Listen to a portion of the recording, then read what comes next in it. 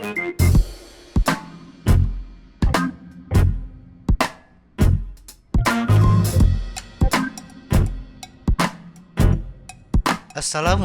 warahmatullahi wabarakatuh. Dan salam sejahtera untuk kita semua. Bagi pesepeda antusias, bersepeda jarak jauh atau century ride menjadi obsesi tersendiri. Touring menggunakan sepeda melintasi berbagai kota. Dengan kondisi topografi dan jalan yang bervariasi, membutuhkan sepeda yang andal. Nah, memiliki sepeda touring yang sesuai dengan jalur perjalanan kita memang tugas yang tidak mudah. Karena kondisi jalur yang berbeda antar kota.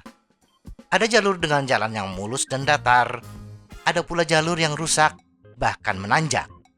Berikut ini, setidaknya ada 3 opsi yang sekiranya sesuai dan bisa membantu kita membuat pilihan sepeda yang tepat.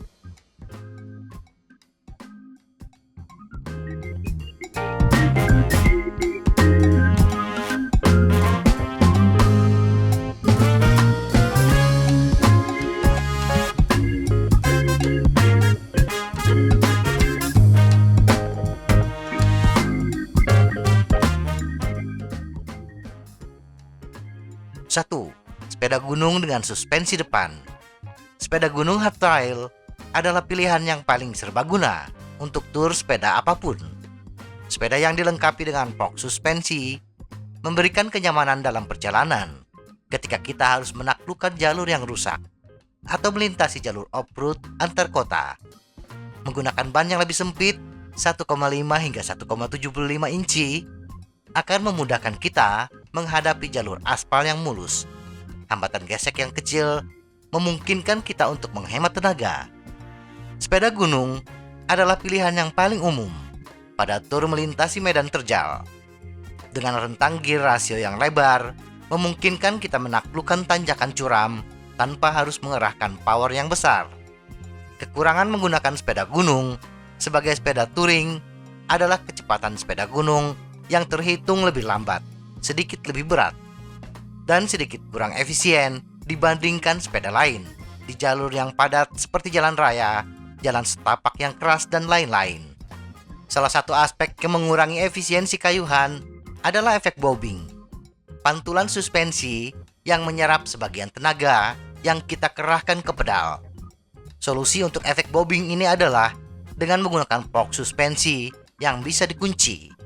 Suspensi fork dikunci ketika melintas jalur aspal dan tanjakan, dan dibuka ketika kita menghadapi jalur off-road, menuruni turunan, atau jalan yang rusak. Kelebihan: keserbagunaan, daya tahan, dan kenyamanan. Kontra: kurang efisien di jalan mulus, lebih sedikit dudukan untuk penir, suku cadang yang lebih rumit. 2. Cyclocross atau sepeda touring. Sepeda cyclocross menjadi semakin populer di kalangan pesepeda karena menggabungkan kekasaran sepeda gunung dengan kecepatan dan efisiensi sepeda jalan raya. Ini sangat mirip dalam gaya dan bentuk untuk sepeda touring klasik. Sementara sepeda cyclocross atau touring mengakomodasi ban off-road yang lebih lebar, maksimal 33 mm, menggunakan fork rigid, membuat tantangan yang serius bagi pesepeda ketika bersepeda di bagian off-road yang lebih kasar. Sepeda touring, bila dibandingkan dengan sepeda cyclocross, memiliki dudukan yang sangat baik untuk rak dan botol air ekstra. Kedua sepeda ini adalah pilihan yang baik untuk tempat-tempat dengan kondisi jalan yang lebih mulus, relatif datar, atau pada tur apapun di mana kecepatan lebih penting bagi pesepeda dibandingkan kenyamanan. Kelebihan: efisien di jalan yang mulus, sementara masih cukup tangguh untuk jalan yang lebih kasar. Kontra: tidak ada suspensi, kurang nyaman. 3. Sepeda hybrid. Sepeda ini memiliki ukuran roda yang sama dengan sepeda cyclocross atau sepeda jalan umumnya, tetapi dengan stang lurus, bukan road bar gaya sepeda jalan raya. Sepeda hybrid terkadang memiliki suspensi depan dan suspensi di seat post. Sepeda hybrid dirancang untuk lebih kenyamanan dan rekreasi dibandingkan untuk kinerja, dan memiliki lebih banyak posisi duduk tegak. Cara bersepeda yang lebih tegak adalah gaya sepeda yang sangat populer bagi pesepeda touring yang lebih mengandalkan kenyamanan. Kelebihan, kenyamanan, dudukan yang baik untuk rak dan botol. Kontra, tidak selalu dirancang untuk medan kasar. 4. Tips memilih sepeda. 1. Tanyakan pada ahlinya.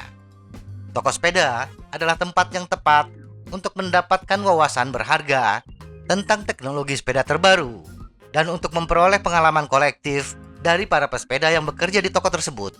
Sebagian besar staf toko sepeda dengan senang hati membagikan beberapa saran dan mengizinkan kita untuk menguji coba beberapa model yang berbeda. 2. Blog atau channel bersepeda. Kemajuan teknologi mempermudahkan kita untuk mengumpulkan informasi tentang apapun, termasuk sepeda. Kita bisa mencari informasi pesepeda yang melakukan touring. Syukur-syukur dengan jalur yang sama dengan rencana perjalanan kita. Lihat foto mereka dan lihat apa yang mereka kendarai. Bila memungkinkan, kontak pesepeda tersebut. Biasanya, mereka akan dengan senang hati bercerita tentang pengalaman mereka. 3. Pertimbangkan gaya bersepeda. Apa tipe bersepeda kita? Apakah kita suka duduk tegak untuk mendapatkan pandangan penuh dan tidak terlalu mengkhawatirkan kecepatan? Atau apakah kita suka berada dalam posisi aerodinamis dan melaju secepat mungkin dan seefisien mungkin? Ini akan membantu kita mempersempit pilihan dengan sangat cepat.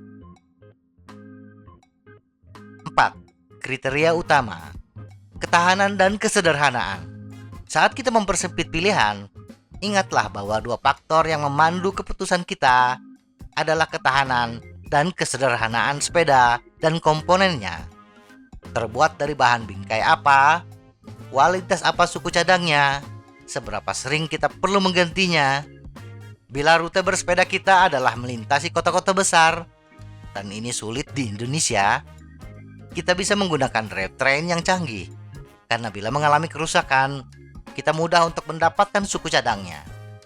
Tetapi bila rute kita melintasi kota-kota kecil menggunakan drivetrain canggih dan terjadi kerusakan pada drivetrain kita akan kesulitan mencari gantinya. Dan perlu digarisbawahi, komponen sepeda, apalagi berbeda kelas, jarang ada yang kompatibel. 5. Jenis yang mana? Sebelumnya kita sudah membahas 3 pilihan jenis sepeda yang bisa digunakan untuk touring. Nah, mana yang cocok? Di samping kita bertanya kepada pesepeda yang pernah melewati rute tersebut, kita juga bisa melakukan survei lapangan secara virtual. Jalan-jalan di Indonesia rata-rata sudah tercover oleh Google Street. Walaupun tidak semua kondisi aktual, tetapi visual di Google Street setidaknya memberikan gambaran umum kepada kita bagaimana suasana di jalur tersebut. Dengan mengetahui kondisi umum rute kita bisa menentukan sepeda mana yang tepat. 6. Jangan panik. Ada pilihan yang hampir tak terbatas akhir-akhir ini.